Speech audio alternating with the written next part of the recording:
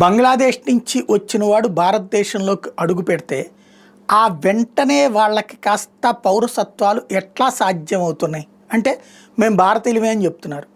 చెప్తే మరి ఎలా సర్టిఫై చేస్తున్నారు? అక్కడ బంగ్లాదేశ్ నుంచి వచ్చి ఆల్రెడీ సెటిల్ అయినటువంటి వాళ్ళు మా అక్క, మా వదిన, మా అన్న, మా తమ్ముడు ఇట్లా కథ చెప్తున్నారు. ఇప్పటిదాకా ఆ ఊళ్ళో ఉన్నారు, ఇప్పుడు ఇక్కడికి వచ్చారని చెప్పి దానికి ఆధారంగా అక్కడ ఓటర్ ఐడీలు, ఆ పైన ఆధార్లు కూడా ఇప్పుడు ఈ ఓటర్ ఐడీలు ఇట్లాంటి ఇచ్చేటటువంటి చోట్లన దాన్ని ఏమంటారు, అవుట్ సోర్సింగ్ ఉద్యోగులు ఉంటారు. వాళ్ళకి వీళ్ళు చెప్పేది పెద్ద లెక్కలు తెలవదు, ఇన్డెప్త్గా తెలుసుకునేంత అవగాహన ఉండదు.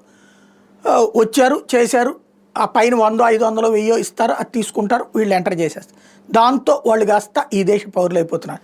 తాజాగా బంగ్లాదేశ్ నుండి వచ్చినటువంటి వాళ్ళకి అట్లాగే ఆధార్ లభించినటువంటి అంశం మహారాష్ట్రలో చోటు చేసుకుంది. బీజేపీ పాలిత రాష్ట్రమైనటువంటి మహారాష్ట్రలో 7 బంగ్లాదేశీలను అరెస్ట్ చేశారు.